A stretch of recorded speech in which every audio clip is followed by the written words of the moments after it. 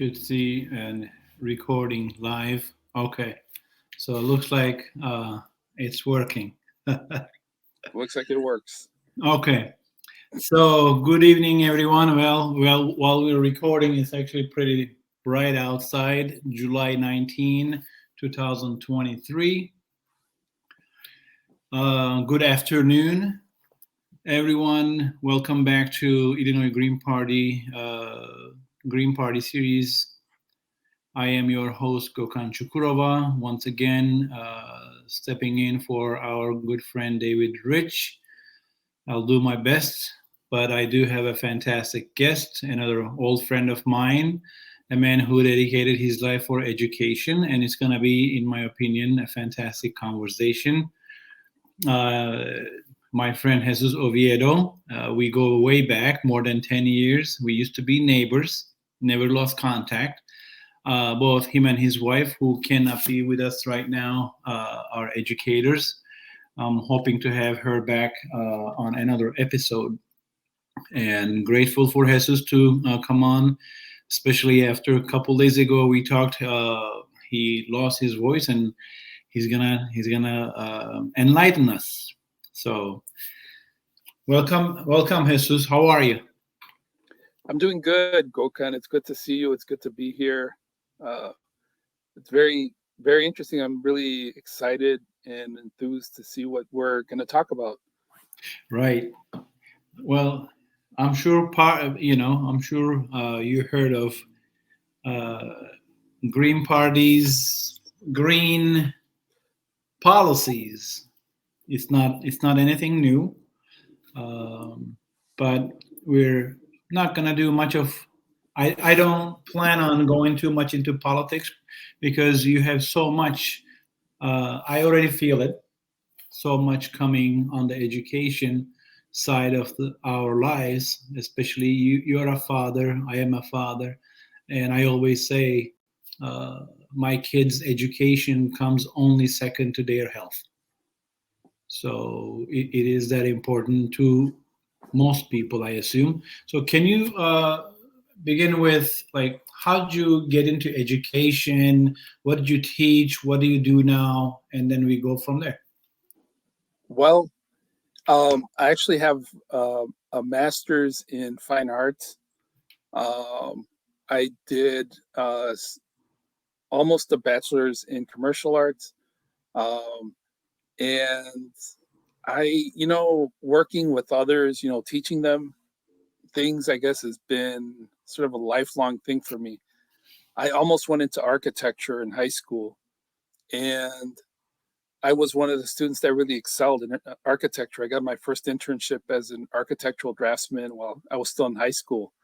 But I was hired to work as a tutor with architecture students who were struggling. And so that's where I sort of really got interested in thinking about how people learn, how others learn, how can we convey certain ideas in a way that's going to be understood by folks if they don't automatically understand a concept. How can we help others learn?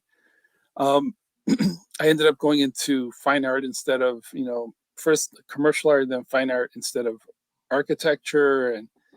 Um, and between my bachelor's and my master's degrees, I was doing teaching residencies 6 weeks at a time, Chicago public schools, um, throughout the city, affluent neighborhoods, resilient neighborhoods or disinvested neighborhoods, whatever your term is.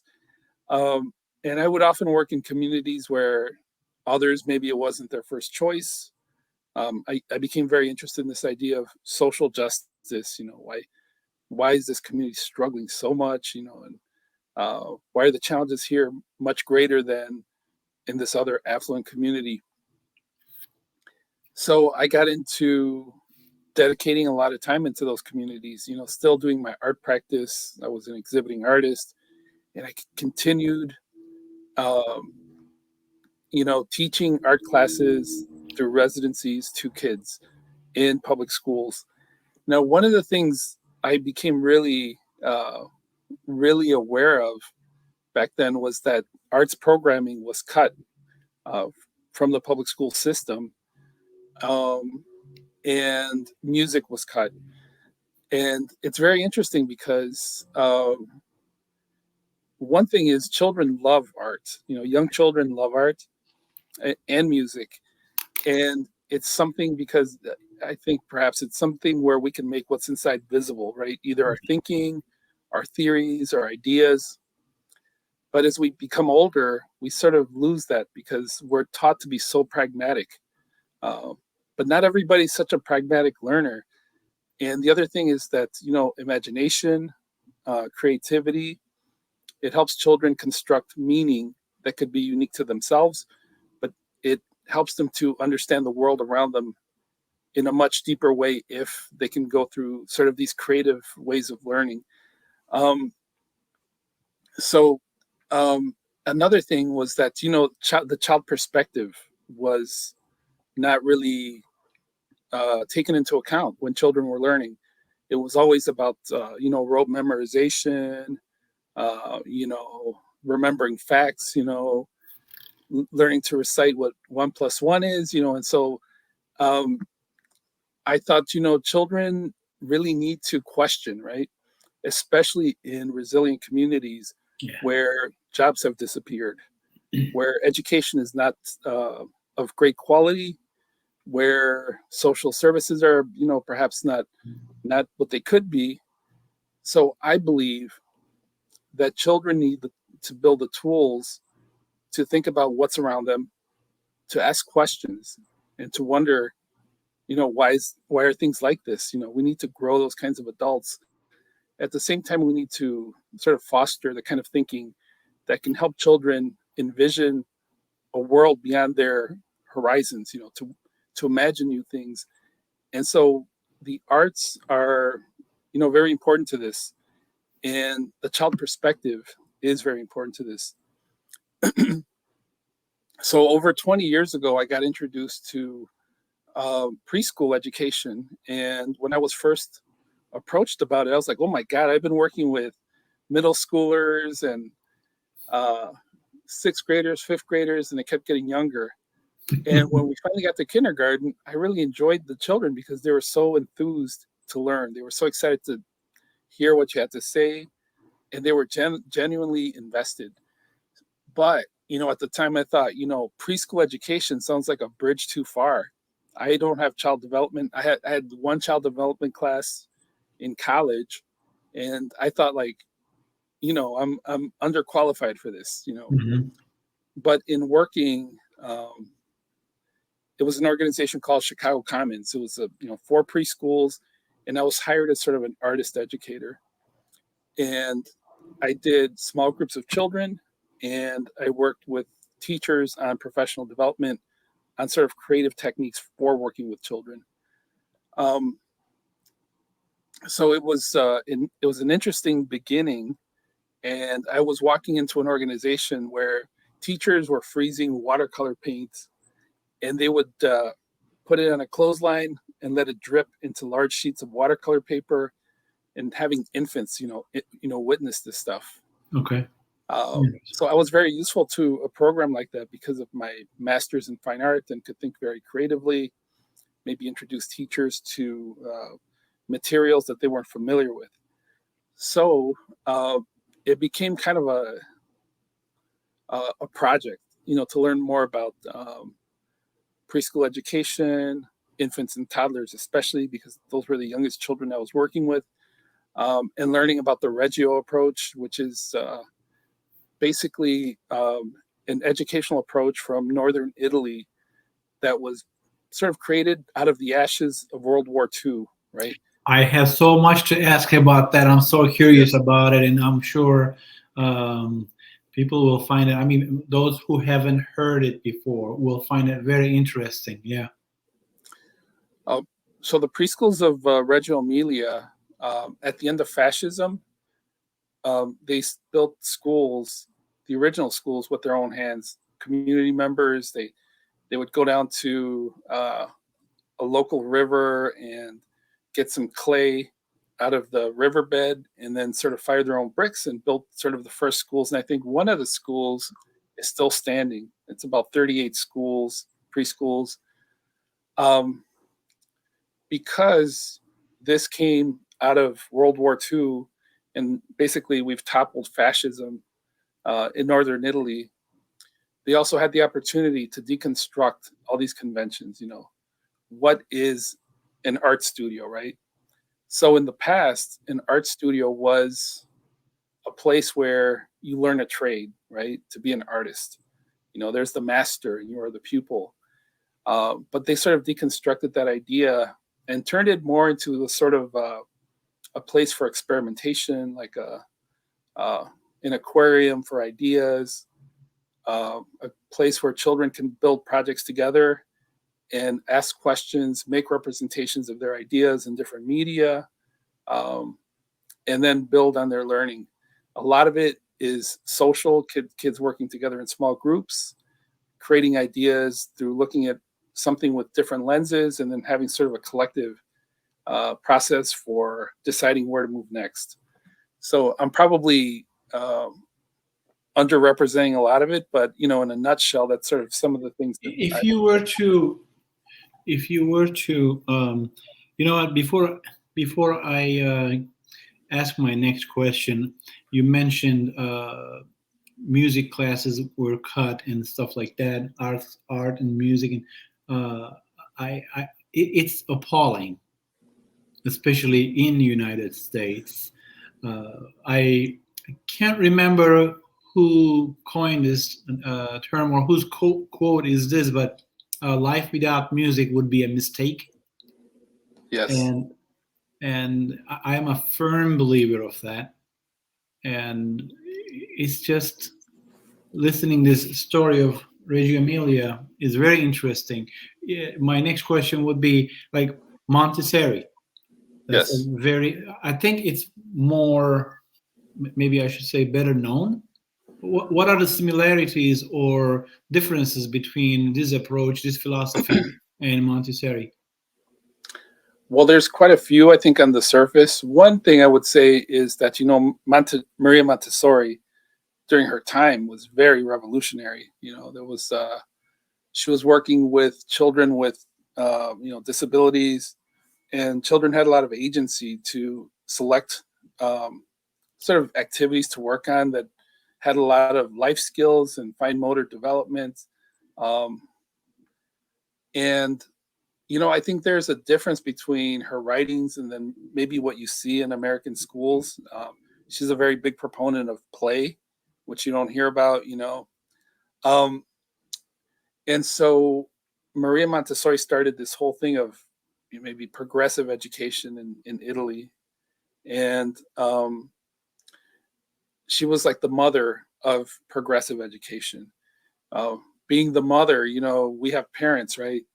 We become our own pupils, right? And we start to disobey and change traditions and go on Mhm. and experiment and do different things. So I would characterize the relationship like that. Is she really started questioning things and creating Mhm. something new. By the time the preschools of Reggio Emilia um, um, started, they started doing their own sort of reconstruction of education. It was wildly different.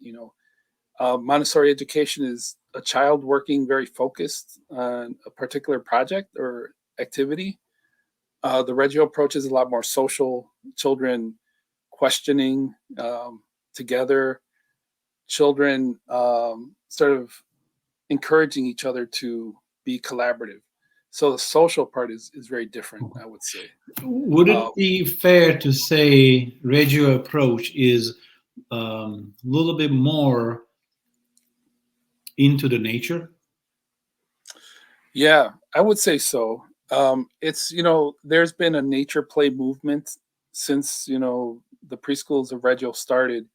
That's I think in America it's really exploded. And I see a kind of influence from the preschools of Reggio because they would, a project can be anything. Let's see, a child might walk to school and see the most amazing ant farm, most amazing what do they call it, ant hill or something, and the children will have a discussion, and that might turn into a project. Um, or the teacher could ask a question, and then a project will emerge from there.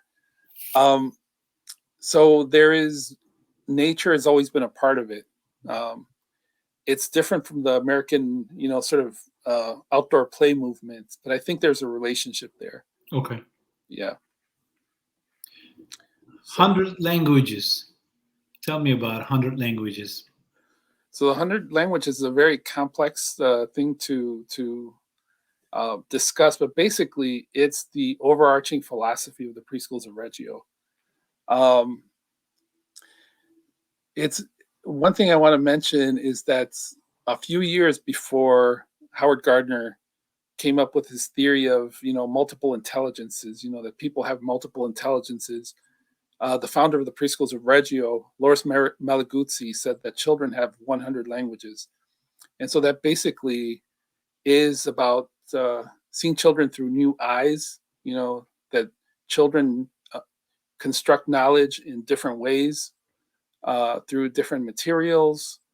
That through different forms of expression, and they also communicate through. Hello. Yeah, I hear Sorry. you fine. I hear you Oh yeah, fine. yeah. My screen went dark, so I Mm. I noticed that. So children also, they construct knowledge differently. Children are they learn differently, and they express themselves through different codes, different languages, different gestures, and so it's this very flexible idea of language. Um, in my own work, I think of like materials as languages, language as material. It's sort of this idea that lends itself to the 100 languages of children. How well do you think that approach is implemented or valued in today's education system in the United States? Well, I would say that w- education really changed in the early 80s. We came very close in the late 70s to closing the achievement gap between rich and poor, between people of color and white Americans. Um, that context was much different, right? In the late 70s, there was a much different standard of living. You could work a part-time job, rent a flat in New York, Manhattan, uh, 20 hours a week. You could take care of yourself. Now people Feels are like working 100 years multiple. ago. Seems like Feels 100 years like, ago, and some correct. of us, 50 plus guys out here, you know what I'm talking about. It's a very different, a very different time. Also, a very different time in terms of curricular agency, curricular flexibility. Teachers could select, which kind of curriculum they wanted. Teachers were seen as the sort of more specialists in their field, um, and so we had a different standard of living, different in terms of curricular experimentation and reporting. Now there's so much paperwork. So this idea of the 100 languages, I think it exists, but we have all these things working against us. Like our standard of living. Uh, there's this push to uh, kind of sell this like one size fits all kind of curriculum for education. Uh, there's this idea that I think there's sort of a practice of teaching to a standard rather than teaching to the child, right? And so Right. I think it exists and there's many practitioners interested in it, but we have a lot working against us in this time. And it's not an accident that there's economic, uh, trends that come along with this, this way of treating education. That it's about reporting, about quantity over quality, about measurement, and so those are the things that I speak out against because creativity, teachers really being treated like they're specialists in their field. Um, a good standard of living for all. I think those are things that we need to really think about. They're all interconnected. Right, Um, but we have to fight those wars, and we have to have all the money going, you know, yeah, those wars. So who needs education, right? And then probably in 15, 20 years, who's gonna build your next super weapon? Or I mean, I am all against it, but you know, your supercomputers or uh, fighter jets or next Dreamliner or whatever. Who's gonna? We're gonna end up buying everything from the creators if we continue that trend, in my opinion. Yeah. Yeah, absolutely. Yeah, you mentioned a good point. We invest so much in some things that we don't need more of, right? There's Right. nothing Mhm. wrong with having an army or armed forces, but how much do we really need to blow the world up? 10 times over, right? Whereas education, we're teachers are buying pencils and supplies, and working in classrooms without air conditioning, or I mean, we really have to think about what's important, right? Our children, our future, equity versus like Right. investing in all these you know I would say investing in defense is a great one to sort of juxtapose with Right. education. If the children are really the best of humanity, which I think they are, the finest form of human species, then we definitely have to do a lot more for them Oh, yeah. in terms of giving freedom to learn. Like you mentioned, classrooms with no air conditioning. You would think that's like 19th century or early 20th century, but it is the reality, unfortunately. Or school supplies. My wife and I try our best to go above and beyond when even there is nothing to, asked. We try to do things just so that we make sure, hey, if you fall short or whatever, here's some backup. But those shouldn't be an issue. Like some places are, like you mentioned early on, some more disinvested neighborhoods. It's a huge challenge, and thinking about like this may or may not be your area of expertise, but thinking your most of your property taxes, at least in this country, going to support schools and fund the schools. Yeah, but if I live in a, I don't want to say bad neighborhood, but like poorer or less invested Yes. neighborhood, my property value isn't going higher. My income isn't getting any better anytime soon. So are my schools. So it feels as if this is just a circle of death. You have to break that circle and get out. How are we gonna?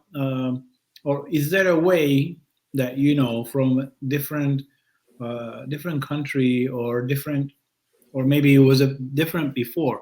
How do we treat every school the same and make sure everybody has at least uh, higher standards and a base? Like one school has, say, an Olympic swimming pool. One school doesn't even have air conditioning in their classrooms. How do we close that gap?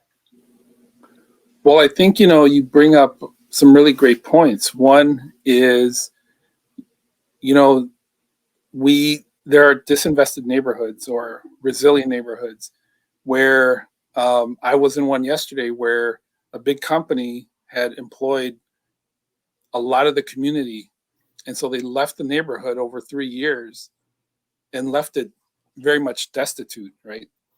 So there's a couple things working against these communities. One is like now there's a lot of poverty. With poverty comes many other challenges, right?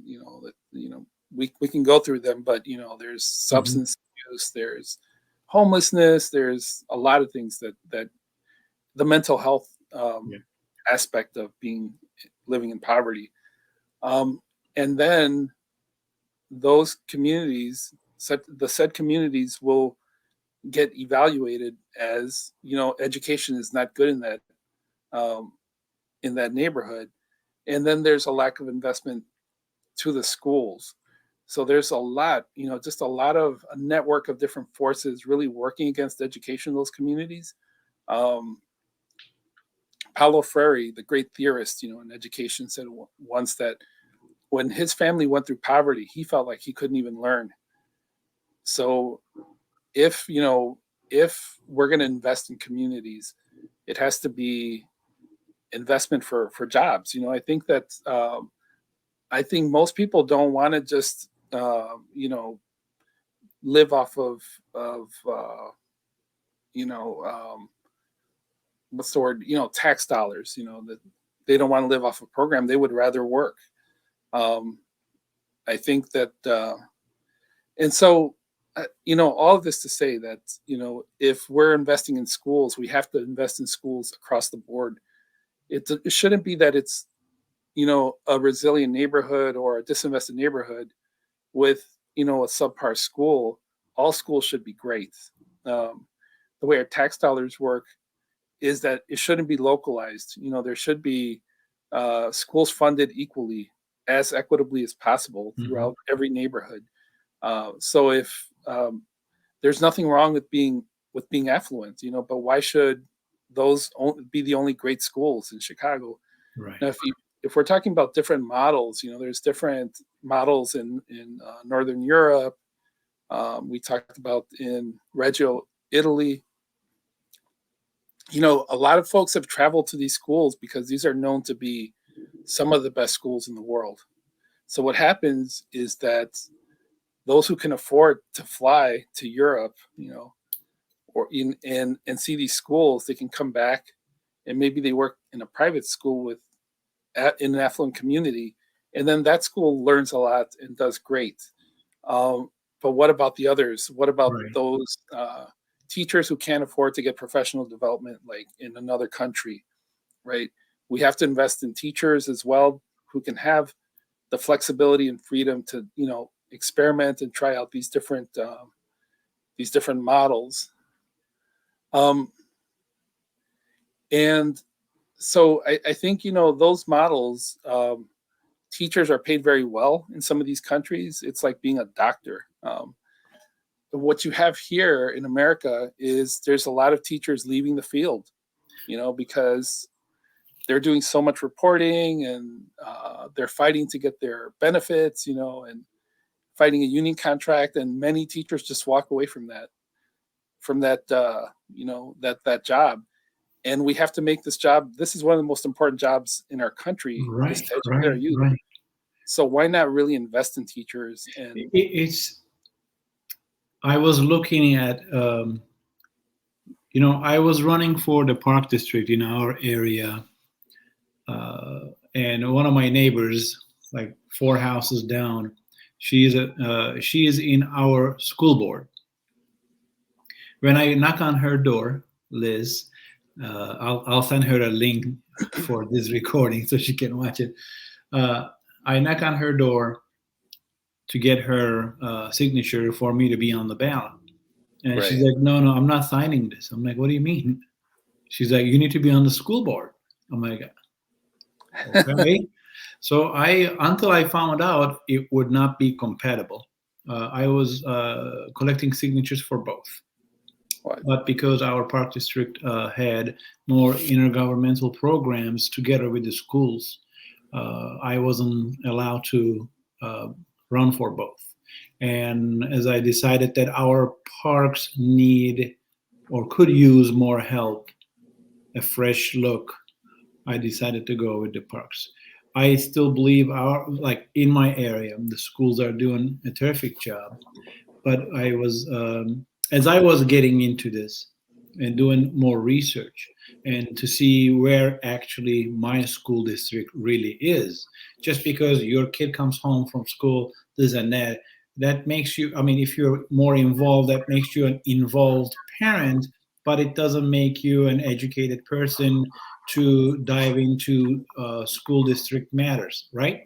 Right. So I looked, and Illinois, on average, is slightly above national average income in terms of teacher salary. The more, excuse me, the more I digged, more surprised I was. I mean, a teacher to make an, I will say, a decent living. Imagine someone doing the most important job with the doctors, I will say, like the healthcare providers. Yes. Uh, they have to work almost a quarter century just to get a decent salary. It's very trying to find a polite word for it. Unfortunate. How about that? I'll Yes. say that. Like you said, a lot of people are leaving the field. I mean, Yeah. comparing uh, police officer starting salary to a teacher's starting salary, one might argue the police officer has a much dangerous job, but if your teachers aren't good or well supported, well funded, well paid, your police officer is going to be working a lot harder. Right. We don't have that connection. So where do we go? How do we raise the people don't want to pay more taxes? So if you want to hire more teachers, if you want to pay more to the teachers, uh, how do we fund it? Well, I think every year my taxes get a little bit more painful. Uh, but I can certainly understand, the uh, why paying taxes is not a sexy thing to think about. Um, but we fund, like we fund, the armed forces in America. Get, I don't know what the amount of money they make, but there's a lot of funding that goes into defense. Um, I am been working my whole life since I was 16, sometimes two jobs. I worked in my way through graduate school, sleeping a couple hours a night, and I'm a proud taxpayer, and I believe that some of my money should go into teacher funding, Mhm. teacher salaries, funding great schools, um, public parks, some things that really make, you know, the things that we have in this country that are great. I mean, um, you know, every good democracy should have like beautiful parks, a great education system, great roads, and I think that's the way to pay for it. If you privatize things, I think that that creates a lot of competition, and you Mhm. may have different incentives to do things. If I'm a private school, I'm looking out for like the kids in this school. I'm not thinking globally around other teachers, other classrooms. Mhm. Um, so I think that we should advocate for education to be funded well, um, for jobs in different in every community, and we should advocate against tax cuts or cuts for education. I think there's a bill that's being introduced right now to cut Head Start by a significant amount of money, and I think that we should be aware of those things and speak out against these things and advocate for them. So Can you open that a little bit more? That's in Illinois or it's in national level? this is on a national level. Okay. Yeah, I think it's a 6% cut, and I mean, it would affect a lot of children on a national level. Yeah. Who needs good education, right? Anyway, do you think with your more than 2 decades of experience, um, I watched a congresswoman I won't name, and I will give a couple of numbers, just ballpark numbers. She was questioning contractor make some parts and ammunition or something for the military. And since we mentioned wars and military budget, I myself am not advocating for defunding the police or defunding the military, but a lot of people get really agitated really easy without even digesting what you might want to say. A metal piece cost $24 or $26 in the factory, being sold to U.S. military for about $3,000 or so. So maybe we could go after that, and then maybe put a leash on the corporate socialism, and then give the tax deductions to who actually have billions and billions, and maybe cut through those items without risking safety of the nation. But do you think that would help? Yeah, I think that would help. I think, chasing profit is definitely something that, we used to drink water out of a glass, and now there's water bottles everywhere. Yeah. I mean, that's no accident that, petroleum companies have been big proponents of, everybody needs to drink out of this plastic bottle, and we believe it, right? We start buying all these plastic bottles, and now we have an environmental Disaster, crisis, if you will. right? I think, chasing profit also reduces quality in education. If you're trying to maximize on the number of students in a classroom, uh, give the least amount of resources to teachers just for the sake of keeping things going, then, obviously the quality suffers, right? Um, and so, I'm for a system where we can sort of rein some of that in. You know, we definitely need, some defense. I'm not for defunding the police. I think these are blue collar guys that Of course. Yeah. that need a job, right? And so, um, but I think, in contrast, there's I think like the richest 400 people in the country can afford to spend $10,000 a day for the next 254 years. Right. I mean, there's great wealth in this country, No. and there are amazing resources in this country. So why should they be um, held hostage by so few people, right? Um, right now AI, uh, they're saying, a computer can think better than the CEO, and I know a young man right now losing his job to AI who's an IT guy. That used to be considered a very safe job, right? And Right. now these things are disappearing, right? But why should we starve as a country when we have more than enough resources to Right. take care of everybody um, over and over again, and take care of every single citizen in America to have a very, very good life? That So was I'm with you.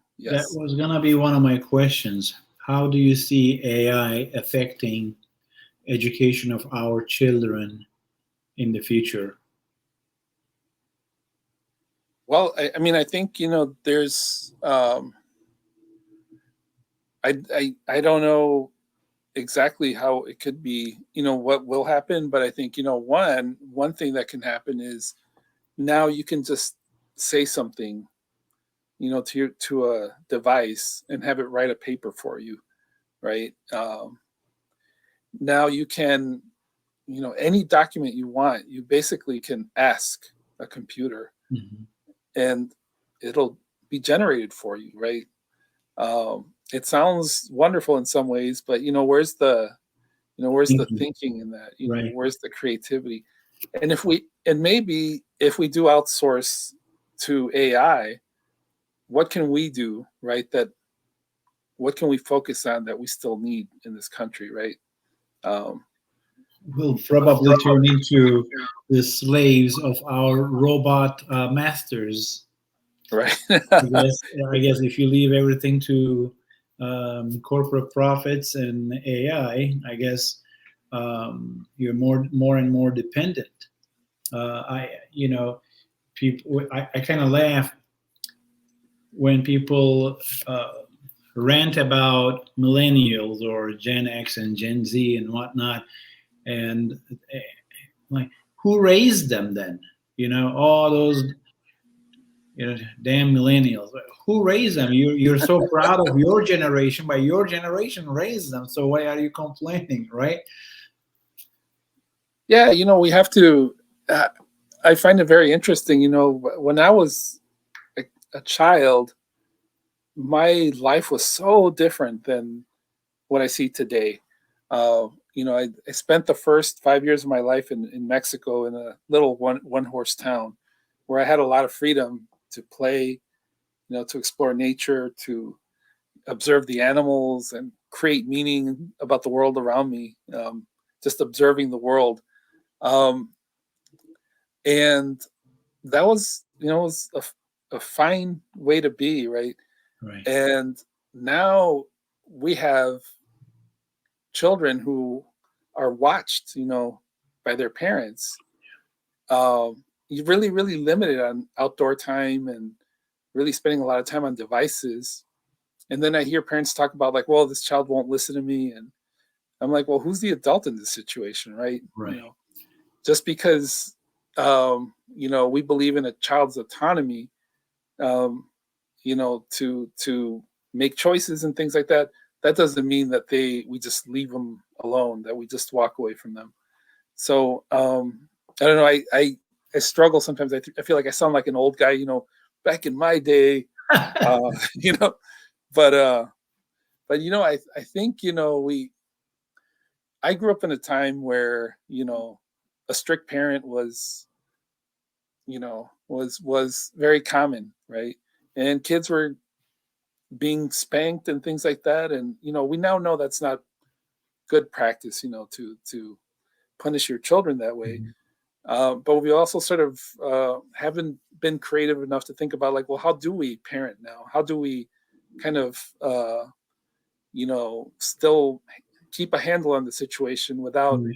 kind of really overly controlling children? So it's just something to think about. How about this? Um, your generation, my generation, or age group, we always hear people saying, "Oh, when we were kids, we played outside all day long. We never came in." And yeah, but you didn't have an iPad. If you had one, would you be outdoor, you know, or would you not be? So right now, who's giving that iPad to the child just to keep him quiet, you know? Yeah, and I think children learn a lot through devices, through Of technology. course. There's some apps that are incredible. I mean, it's incredible even what my son has Hmm. learned through technology and researching animals that he's interested Hmm. in. Um, you know, but there's a time to do that, and then there's a Right. time to be present with others in physical space. Um, and not just lock yourself up in your room and get on a computer and disappear from your That's family. exactly what I meant. On average, 8 or 10-year-old spending 4 hours on video games. That's not using your time or your talent uh, productively. But wouldn't you agree that it's not the kid's fault? 100%. I mean, I think that is, it's the parents. Hmm. Like I've my own friends. They give snacks to their children all day long, and then they're like, "Well, won't eat dinner." Doesn't eat a full meal. I'm Yeah. like, "Well, yeah." I mean, they're not going to be hungry anymore. Speaking of parents, I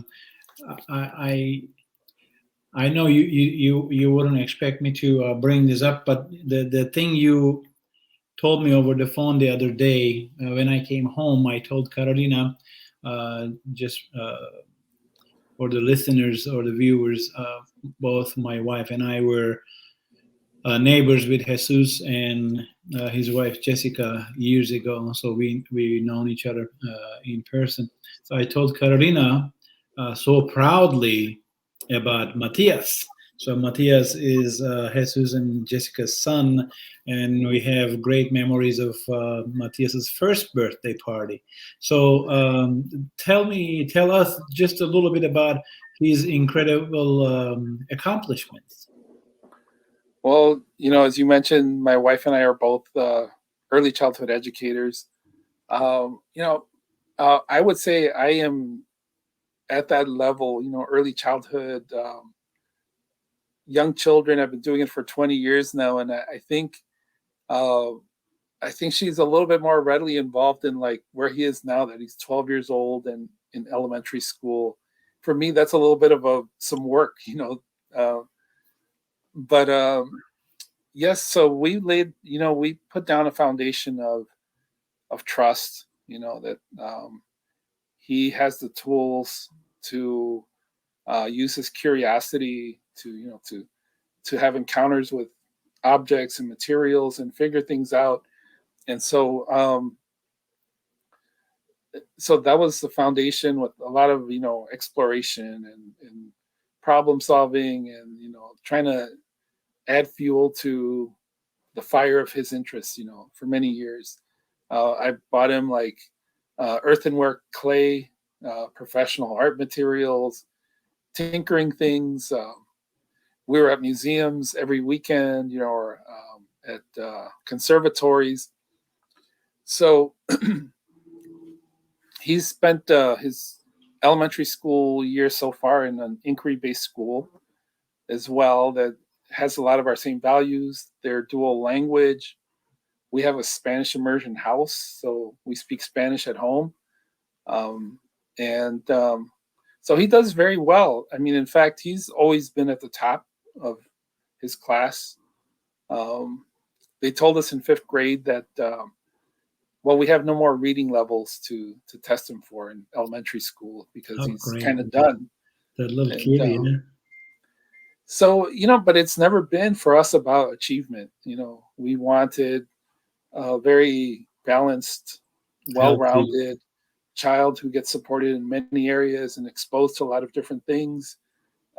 Happy, has friends, loves his grandparents. Like that's the kind of child that we want first. And then, of course, we care that he does well in school and that he's interested. And it's very interesting because when we meet with teachers and we go to the uh, parent-teacher conferences, a lot of things. Often the first thing that comes up is like, "Oh my God, Matthias is so smart." And we're like, okay, but is he having fun? Does he have friends? Does he play? And they're like, oh yeah, that too. And he's at Northwestern University right now for the summer camp. He's 12 years old.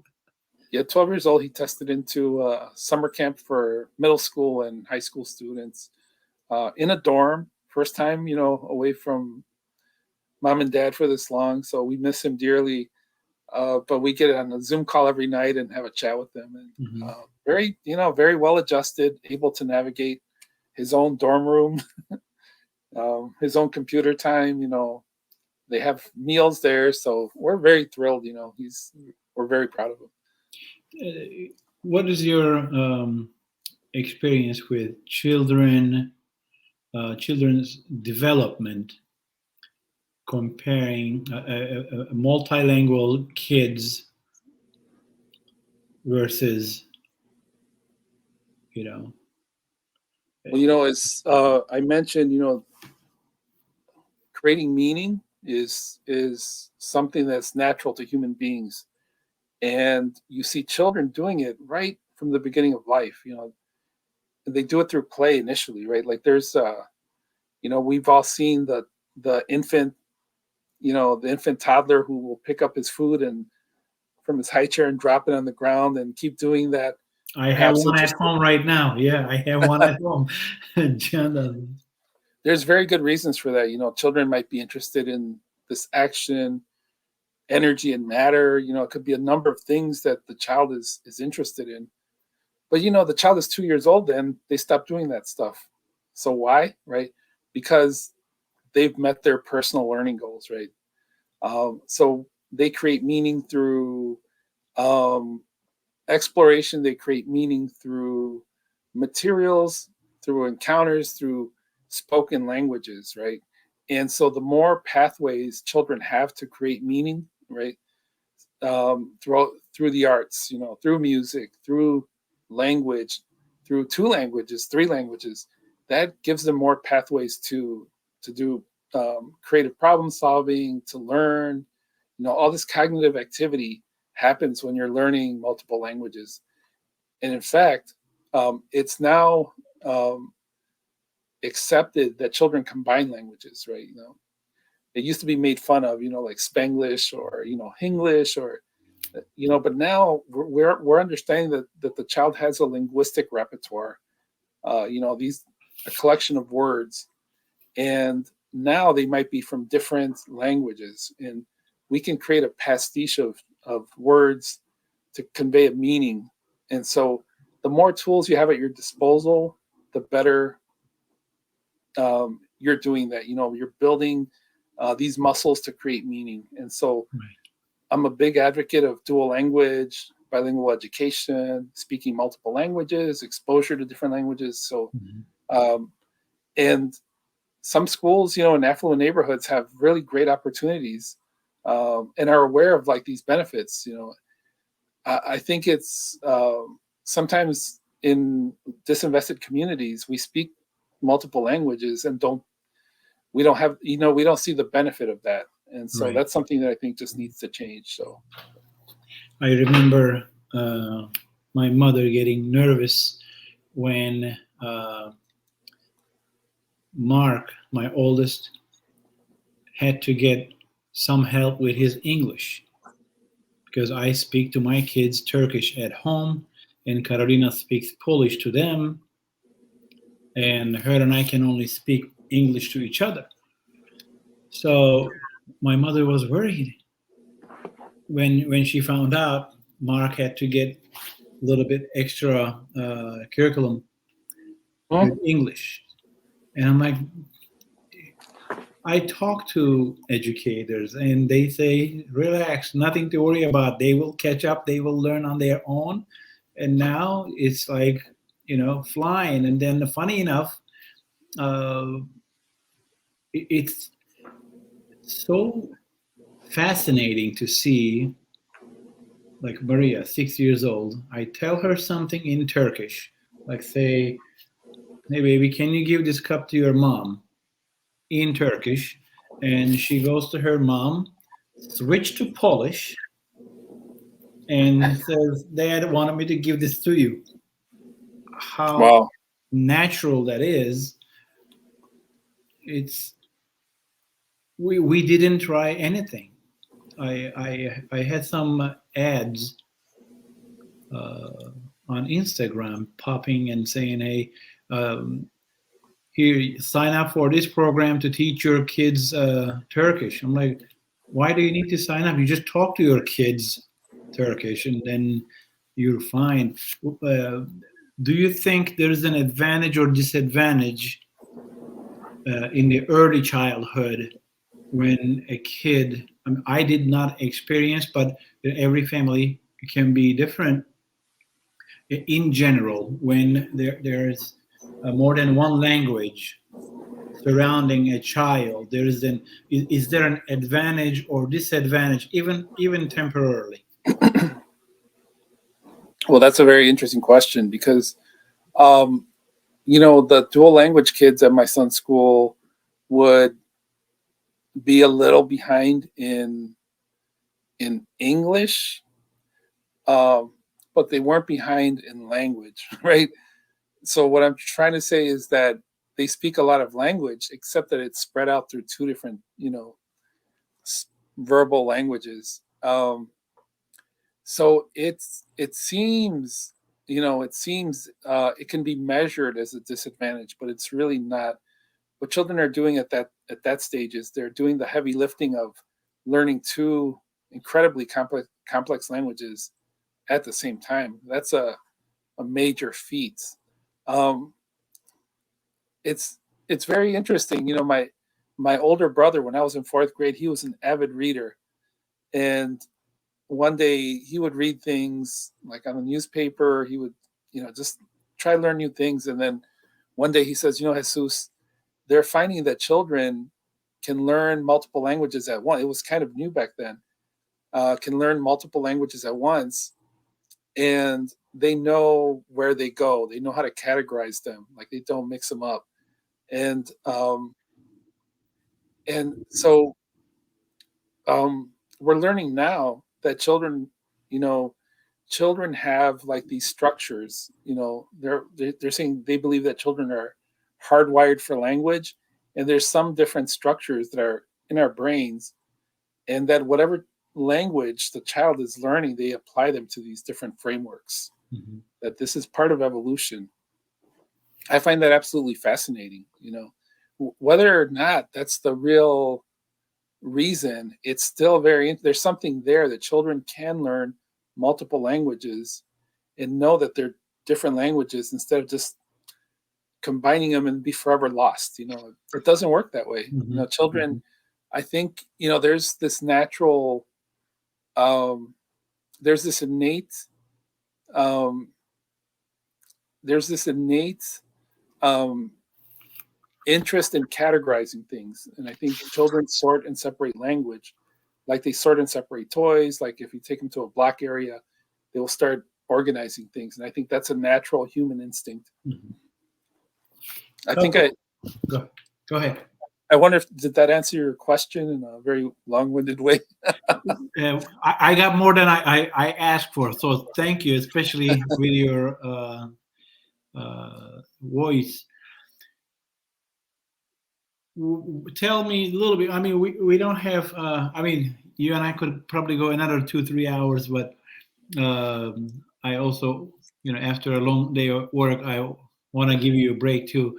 Uh, Tell me a little bit about the playful learning landscapes. So, Playful Learning Landscapes is my current program that I run, and we make interactive. Um, we make interactive two-dimensional sort of hopscotch installations um, that are math rich. They'll have different patterns. There's like a measurement where children can measure how far they can jump. There's these hopscotch kind of games that children do, and they're learning through play. There's also these three-dimensional interactive installations that some have a music component to them, where it's like a xylophone, Mm-hmm. matching patterns, measuring heights. There's these steppers that will have two kinds of symbolic languages, which like a number and a number of dots. And they step on one, they're a certain height. They step up to another, they're another height. And so there's the installations, and then there's prompts that are provided to caregivers who are working with 0 to 5 children that are interacting with these installations. So check us out. We're playfullearningillinois.org to see some of the examples. And that's a program I've been running for the last 14 months, and I enjoy it. You said playfullearningillinois.org? Yes. Okay, I'll add to that. I want to finish up with going back to radio program, the radio philosophy. Is this something that's being taught in school for the next generation teachers, or this is something a teacher learns once they're graduated on their own? Well, there's a couple things. One, there's study tours to go to the preschools of Reggio. I think that's the best way to learn about the schools, because it's a whole different world. Kids can walk out of a classroom and play hide and seek in the hallway and come back into the classroom, unattended almost. They'll walk back in the classroom and get super focused on what they're doing. Mm-hmm. Children, will make amazing artifacts. There's three-dimensional sculptures that children made of like a whole crowd in a plaza. Three-dimensional sculptures with people on bicycles, women with long flowing hair, uh, made out of clay. It's just the attention to detail is just amazing, and all because they've had exposures to these amazing materials, working with um, um, atelieristas, which are like artist educators, sort of what I've been doing for 20 years. Um, and it's just, I think, important to see it firsthand. I think that's the best way. And then there's people who are like me who've been exploring it for over 20 years. I myself have been hired as a consultant. I'm a Chicago Public Schools vendor as uh, early learning and material specialist. Mm-hmm. And my focus is on the Reggio approach. So I think it's, perhaps there's some universities that have a program that really focus on it. That is also another way. Uh, so there's different options. You can learn, um, you can read about it, you can go to school for it, you can travel to Reggio. But I think one thing that's key is that learning is collaborative. And if you're going to Reggio on your own, doing it on your own, excuse me, that's really not the optimal way to do it. I think you need people to bounce ideas off, to have discussions, to have to brainstorm about how you can move forward with your curriculum through this approach, which is very kind of social, if you will. But yeah, there's different ways to learn about it. And one thing you can also do is shoot me an email. I'm at OVD Jesus. That's OVDJESUS at gmail.com. I've been around the country, working with schools, programs, educators. I did a 12-year project where we focused a lot on the Reggio approach in a community in Phoenix, Arizona. We got a $1.5 million grant to just study, very innovative early childhood practices. And it started with me, and then I traveled there a few times a year. They brought in educators from Italy. They brought in educators from other parts of the country, from Canada, to do professional development with teachers. Um, so anyway, so I've been around the country and as a consultant as well. So if you're interested, shoot me an email and we can talk. Did I spell your? Let me put the banner up one more time for the banner for the playful landscapes. I Playful. wanted to see if I actually got your email right since we That's message. So OVD Jesus at Gmail. that's me. All right. Well, Jesus, brother, thank you so much. Your voice was still well worth to hear. Thank you so much for all That the tells me that my voice was a information. little hoarse. Seriously, I learned a lot. I wish I knew some of that 10 years ago, but I guess there is no end in learning, and I think you are a gift to many children. And I hope to see more playful learning pieces in public schools, so kids' curiosity and talents are uh, not stayed below the surface and scratched, you know. So, is there anything else you would like to add, Jesus? No, thank you. I've been thrilled to be here. Much love, brother. Good to see you. And yeah, we'll be in touch. Thanks a lot. Thank you. Hopefully, for a better, more green, peaceful world. Absolutely. Take care. All right, take care.